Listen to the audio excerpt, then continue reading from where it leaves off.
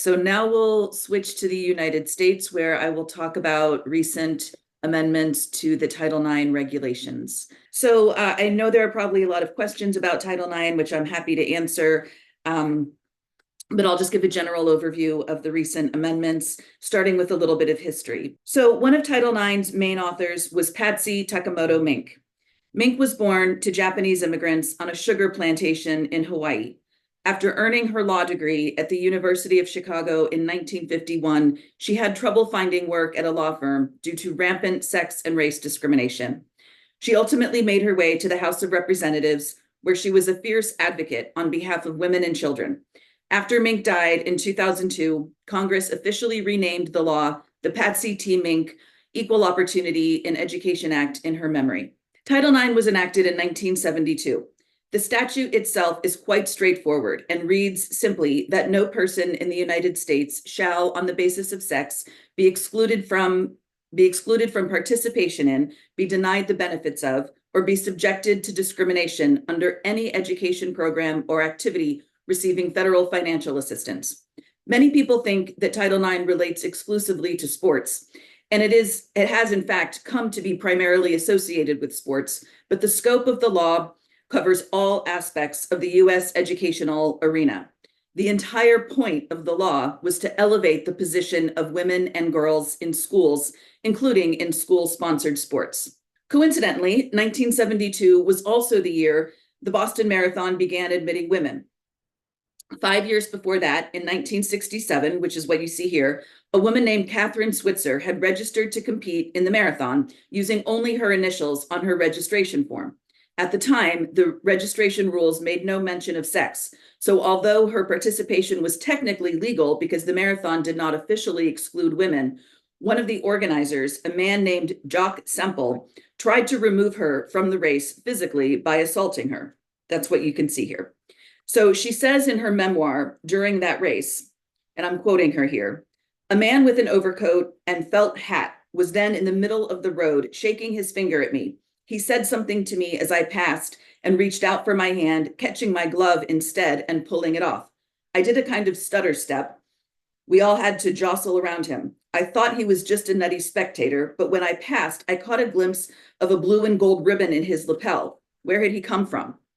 Moments later, I heard the scraping noise of leather shoes coming up fast behind me, an alien and alarming sound amid the muted thump of rubber-soled running shoes. When a runner hears that kind of noise, it's usually danger, like hearing a dog's paws on the pavement. Instinctively, I jerked my head around quickly and looked square into the most vicious face I had ever seen. A big man, a huge man, with bared teeth, was set to pounce. And before I could react, he grabbed my shoulder and flung me back, screaming, 'Get the hell out of my race and give me your numbers.' Then he swiped down my front, trying to rip off my number, just as I leapt backward from him. He missed the numbers, but I was so surprised and frightened that I slightly wet my pants and turned to run. By now, the man had the back of my shirt and was swiping at the bib number on my back. The air was filled only with the clicking whir of motor drive cameras, scuffling sounds, and faintly, one cameraman screeching something I couldn't understand. The bottom was dropping out of my stomach. I had never felt such embarrassment and fear. I'd never been manhandled, never even spanked as a child, and the physical power and swiftness of the attack stunned me. I felt unable to flee, like I was rooted there, and indeed I was, because the man, this jock guy, had me by the shirt. So this man was, of course, angry that a woman was running in the marathon. She was running with her coach and boyfriend, both of whom managed to help her escape, and she ended up finishing the race, the first woman to do so officially. Switzer was a 19-year-old journalism student at Syracuse University in 1966. She wanted to run cross country, but there was no women's team, so she started training with the men's team. That's where she met the man who would become her coach. But there was no women's team at Syracuse University because no one thought women could run long distances.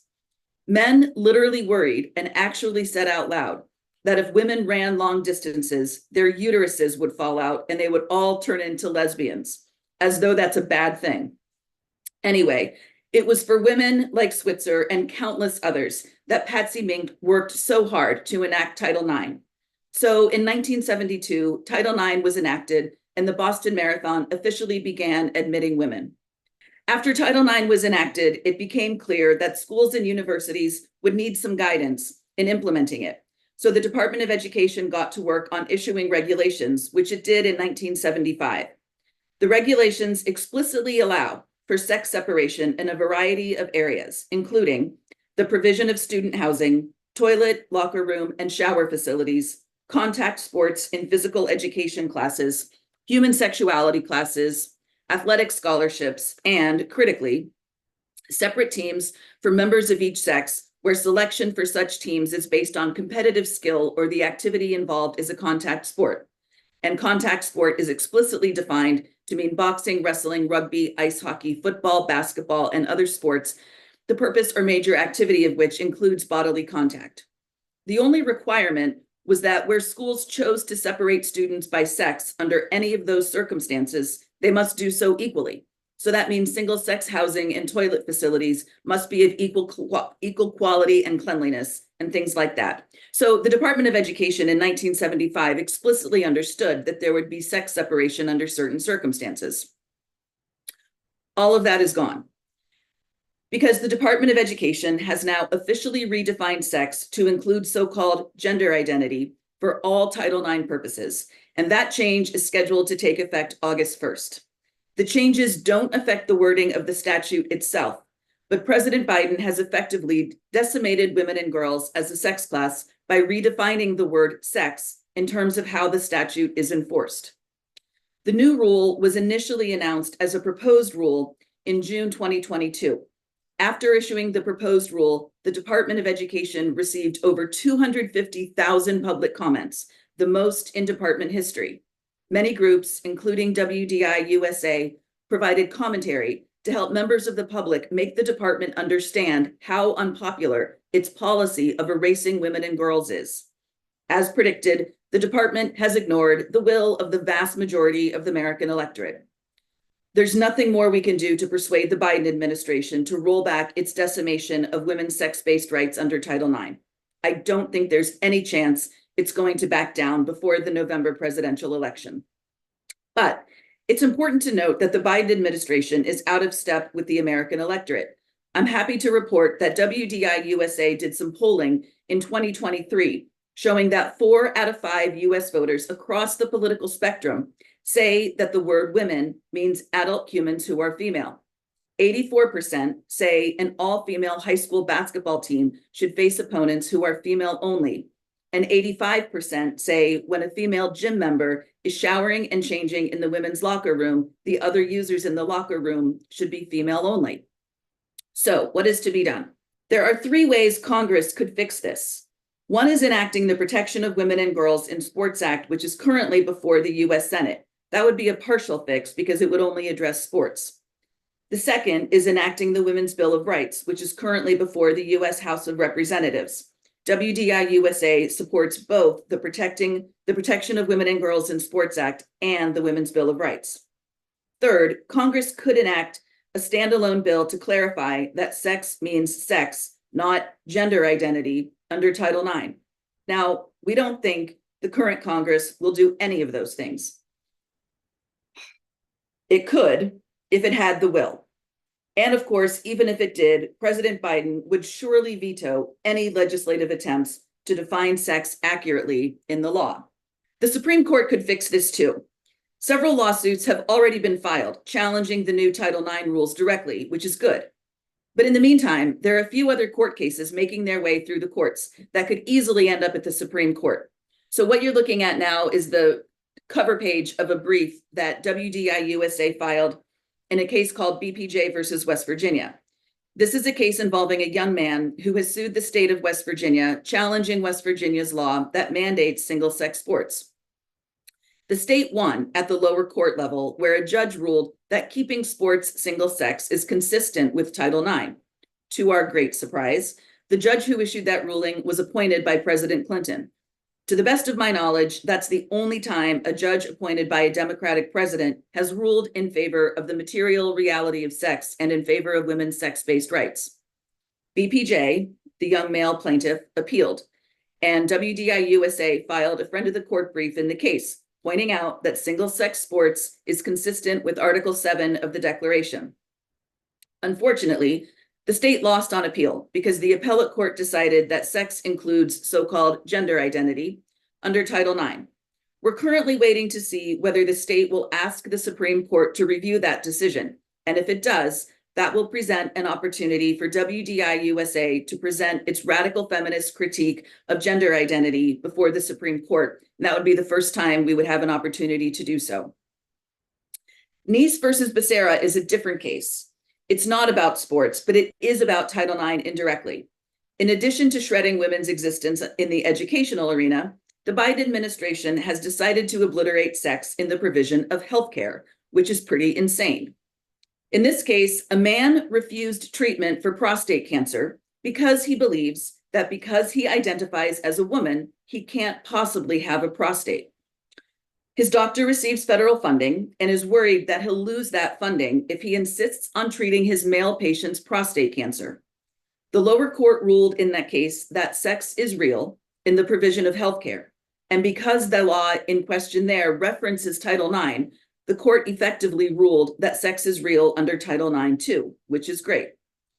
That case is currently on appeal, and WDI USA has filed a friend of the court brief in support of the material reality of sex, and of course, quoting the Declaration extensively.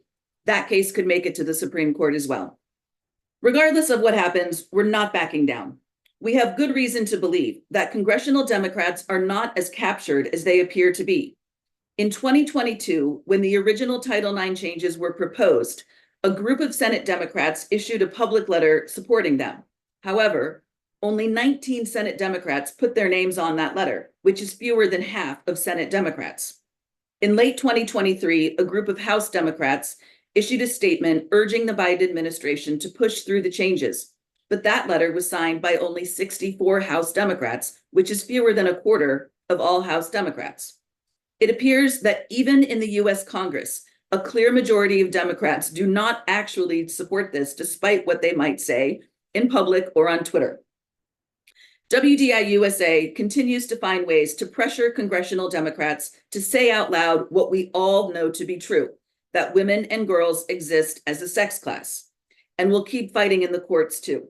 We will not stop until the Biden administration's decimation of women's rights is remedied one way or another.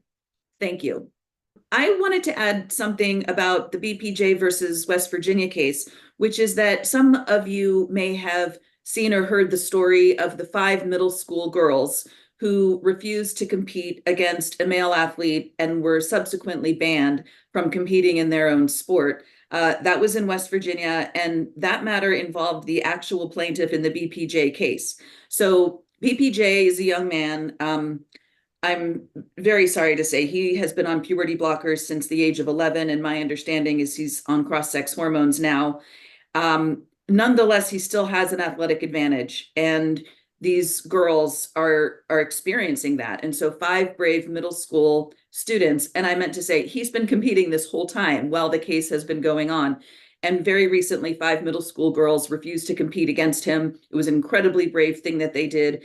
And they were banned from subsequent competition, but then they turned around and sued. And my understanding is they have some preliminary relief. So I just wanted everyone to know, if you happen to be following that case involving the middle school girls who refused to compete, that is in this case. It's the very same case. They refused to compete against BPJ himself. So we'll be monitoring that and seeing where that goes. And I'll very quickly mention a few other cases that don't relate to Title IX, but where WDI USA has also filed friend of the court briefs. One of them is called Westonbrook versus KKG. This is the case involving a sorority that admitted a man into the sorority in violation of its very own bylaws. And some brave young women sued to get him out of the sorority, and they lost their case, and that's now on appeal, and we have filed a brief in that case. There's another case called Olympus Spa, where a women-only spa was required to admit a man who claims to be a woman. And this is not a women's section of a spa. This is a completely women-only spa. And the State Human Rights Commission told them that they had to admit this man. And so they turned around and sued the State Human Rights Commission, which is pretty brave. They also lost at the district court level because the district court decided that the man is a woman.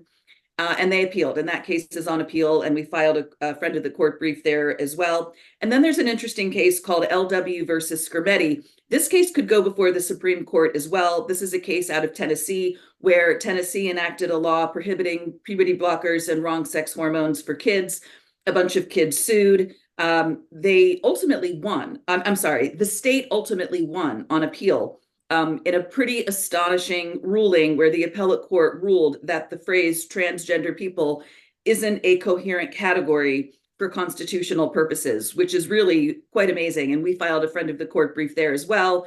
The kids who filed the lawsuit are represented by the ACLU. The ACLU has asked the Supreme Court to take that case, and we're still waiting to see whether the Supreme Court will take that case.